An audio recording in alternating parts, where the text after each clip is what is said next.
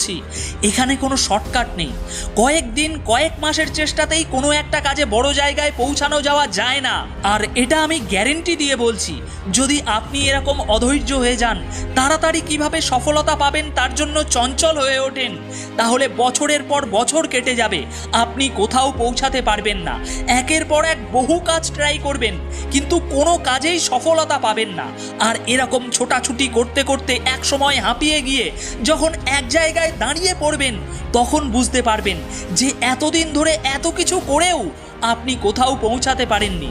যে জায়গা থেকে শুরু করেছিলেন ঘুরে ফিরে এখনও সেই জায়গায় দাঁড়িয়ে আছেন। কিন্তু কেন আপনি কোথাও পৌঁছাতে পারেননি?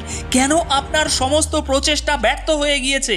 ঠান্ডা মাথায় নিজেকে নিজে যখন এই প্রশ্নটা করবেন, তার একটাই উত্তর পাবেন।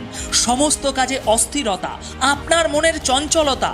প্রত্যেকবার একটা কাজ শুরু করে সেই কাজে ভীষণ